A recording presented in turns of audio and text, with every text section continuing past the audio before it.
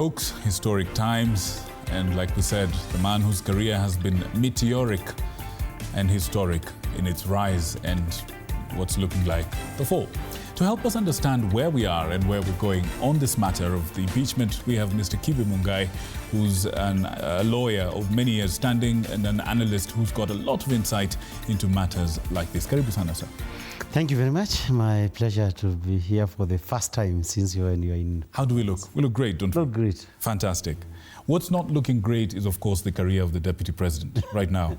Talk to us exactly where, like, when you look at what is happening right now, yes, a lot of people quite simply cannot believe their eyes. Yes. This thing is moving very, very fast. It's like a bullet train. And like a bullet train, it is not stopping anytime soon. Talk to us about your feelings and thoughts on just how fast this thing is moving. Well,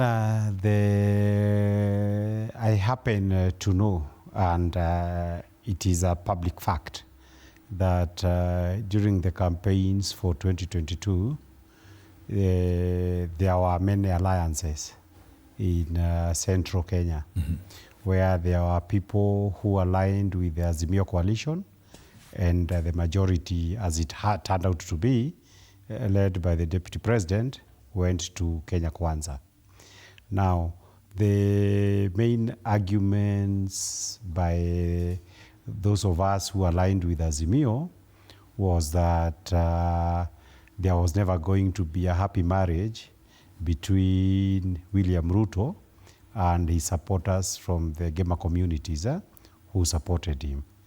Now, in many ways, moving from evictions, moving from the curtailment of businesses in Gekomba, recently the Wakulima market, what people feared would happen, that there would be systematic persecution of ordinary people, that has now culminated into the motion of impeachment against the Deputy President, was basically foreseeable.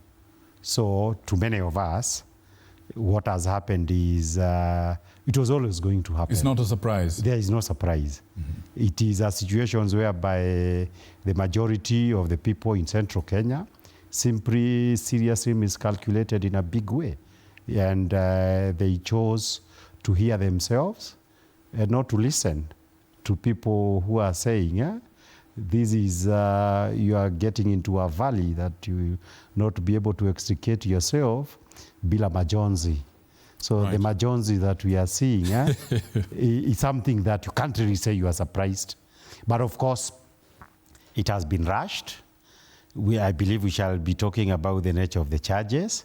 There was an urgency. You think it's been rushed? Is inexplicable. It's being rushed in the sense that when you look at the flippant manner in which those charges have been prepared, the serious lack of, stinging evidence.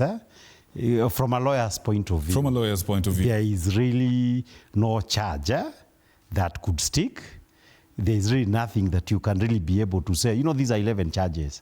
And be able to say... Out of 11? Out of 11. From your opinion, that can stick? This is an opinion that I can be able to say because for my own credibility, I can be able to say this one, there is cause for concern, he could be guilty. Here, there could be a violation. There was really nothing. And you could actually be able to see it yesterday. After the Deputy President spoke, was it Monday or whatever? Yes, when he spoke on Monday, yes. And he was able to demonstrate that there was no substance to those charges. You could see yesterday people saying, oh, he doesn't respect women, he has committed treason, he's arrogant, everything. He has stolen from the family of his late brother. All these things that you could actually be able to see that the allegations that were made, nothing was really sticking. And he was able to demonstrate on Monday that this was just malice, but it was also malice that comes with a determination that you really don't have to be guilty. You know, they say, Okay. if you want to hang a dog, you give it a bird's name. So all that was here, the charges, was just something to justify a vote. All right. And there was a considerable whipping of the MP. And for the National Assembly, it is a sad moment because they basically voted like sheep. But I've got to ask you a question. Just on that point, yes. you did say that the people of the mountain region yes. appear to have miscalculated in 2022. Absolutely. And it's biting them. It's come around to bite them. Yes, it's biting them. Then how then can you explain the conduct of the members of parliament, many of whom are actually from the very mountain? The MPs that voted yes to the impeachment out of touch with the ground? Is that what you're saying? Are they not representing the views of their people? Of course they don't, and that's not is an open secret. Okay. It is a situation whereby there was a choice to vote in accordance with the expectations of your people and to please whoever you thought is your master. They chose the master. You'd assume in a democracy the people are the masters, but it wasn't the case. All right. You can check it everywhere in central Kenya. This was an unpopular impeachment, particularly for the lack of substance. You know, by there, I'm still in Azimio. So, and I believe the deputy president himself was quite cantankerous, was extremely unfair to the former president Uhuru Kenyatta. He's one of the people who misled people into what is obviously a mistake. So you cannot really say that it's free of responsibility for the misadventure that Kenya Kwanza is turning out to be. So you're saying the writing was on the wall? It was always there. But here's another question, and I think, let me take you in a different direction. A lot of people are asking themselves, what is it about the deputy position in this country that lends itself to such situations? This is not the first time we've had a crisis involving a number two, you know, in terms of the presidency. Kenya has had more vice presidents than presidents. We've also got, somebody was drawing a parallel to the situation with deputy governors. From a legal point of view, is there a weakness somewhere in our laws, perhaps, that fails to protect this? Is the vice president position or the number two position a poisoned chalice? I think a presidential defect should not be projected into the deputy president. Because during the first year, as the Deputy President Gachagua himself was saying, when the President Uhuru, you remember the famous questions of, who is this guy from Citizen? The journalist. The journalist, yes. When he asked the president during the campaigns, are you going to open the dogs to your deputy like it has been happening to you? He made what was supposed to be a solemn oath that he will protect the deputy president, he will not be harassed. Of course, he was not harassed in the first year, and we could all see, but in the second year, you could see every effort, no effort was spared, I mean, to humiliate him, to have, like he said, people belittling him, people ridiculing him in public, you know, and all these people at that time were supposed to be people gravitating around the president. Therefore, you could see that there was some presidential blessings to whatever wars that he was facing at that particular time. Therefore, the starting point would actually be that these acts of harassment, we started seeing them from people around the president, including his personal secretary, Farouk Kibet, including people like Sudi. But how can they get away with this? But they got away with it because you just have... there is actually no weakness in the laws per se. Because, like now, when you say the president can be removed on the basis of a motion of impeachment, now the threshold is very high. And I would actually want to see how it will work out in the court. Because I do not even expect, even before a magistrate court, not a single of these charges, anybody can be convicted. So when this matter goes to the High Court, it will be a big moment that in a constitution in which, you know, the basic idea of the constitution was this, like in America, that since the deputy president is a key player, both as an acting president and the person who becomes a substantive president in the event that the incumbent leaves office or the office becomes vacant for whatever reason, that person should have gotten the endorsement of the people through an election. Okay? So they provided that just like the president, there would be an elaborate way to, just like it is in the US, to remove him from office. In the US, I do not think that in all these many years that we've had, I am aware of the presidential whatever impeachments. But never. And it is because the president exercises executive power. But it is never, like, for example, a deputy president in Kenya does not have power to appoint anyone, to apportion resources. He's basically a person with great potential when the office becomes vacant, but on a day-to-day basis, he just holds an office, probably awaiting the big office, because he's only functional and effective in office to the extent that the president delegates useful role for him. But this one here was fighting alcohol, being formed like the chairman of coffee commissions, tea commissions. He was never really in power. In fact, strictly speaking, when you look at those charges, particularly those ones that concerns corruptions, you see evidence of a man who was not really in power. He was completely in the periphery of power. Because, and this is, you can pick from the news. This is not personal opinion. You can actually be able, when there was a lot of theft in the Ministry of Agriculture, in the Ministry of Moses Kuria, in the Roads Ministry, in this one of Energy, those were the people who are in it. And if the deputy president was involved in it, you could actually get a hot iron kind type of case. But you could see there was really nothing. Because, and that to me speaks to the fact that he has been a peripheral figure in the management of the Ruto state, as it were. Be that as it may. Now, from where Kenyans are sitting, there's questions. And I'll ask one of those questions to you. Yes. What are the options available to the person of Rigathi Gachagua going forward? Talk to me about legal options and talk to me about political options. Let's start starting with the legal one.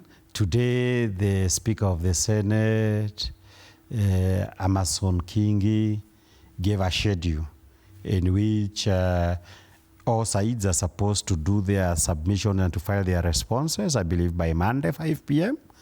And on Wednesday and Thursday is when we are going to have these hearings in the Senate, impeachment hearings, the hearing.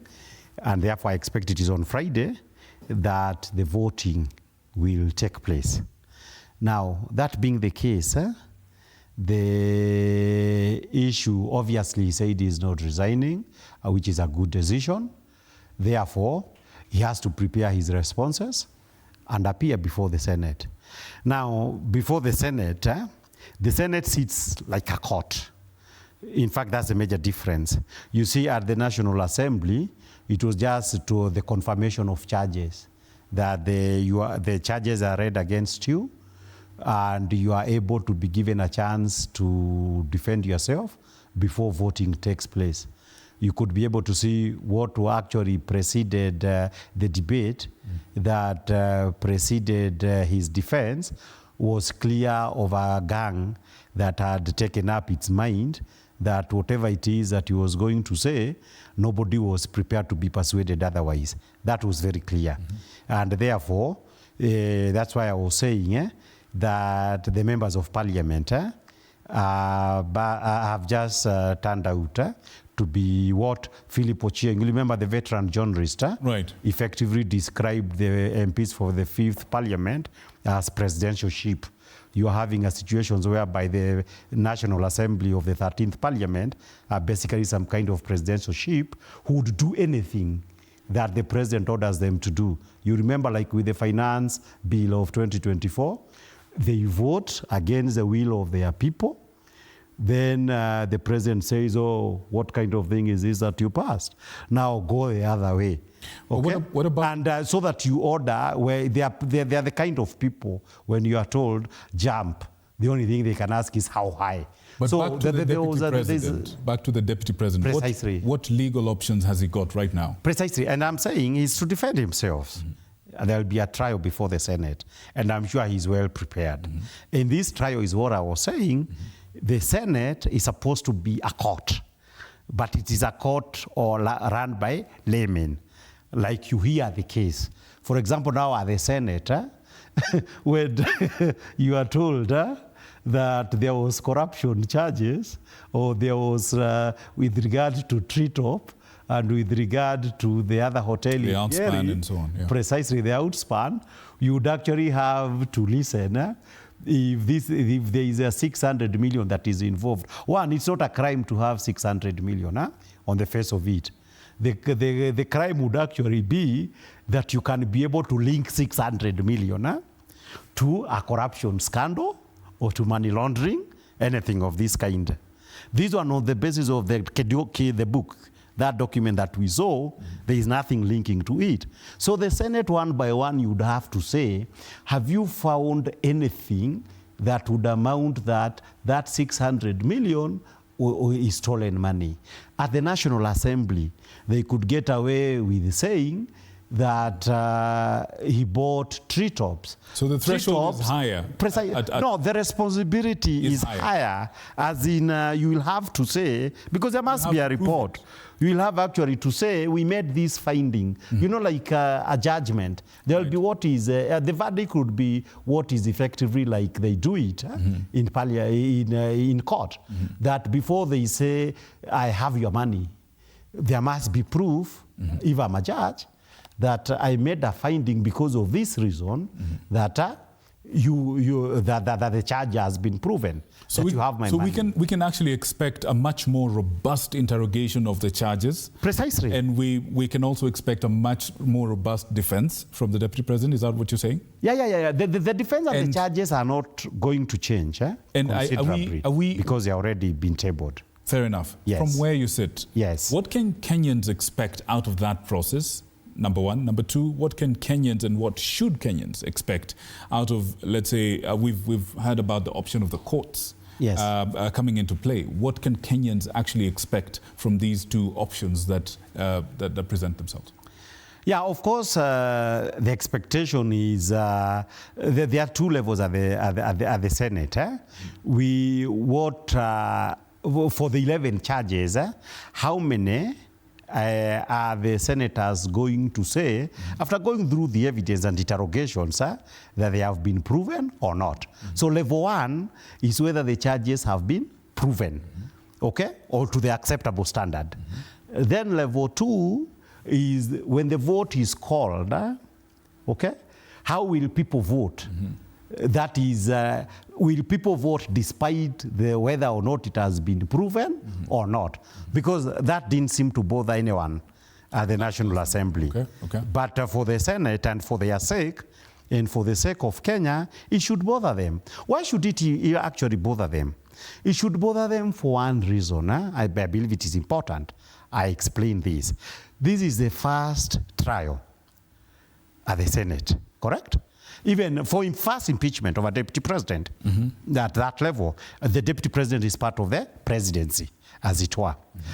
Now, there's a lot of responsibility how we handle the first impeachment, because already the National Assembly has clearly failed at the level of responsibility. I wouldn't blame them exactly, because there was a lot of harassment, there was a lot of whipping. But you expect different. Which now happened at that particular time.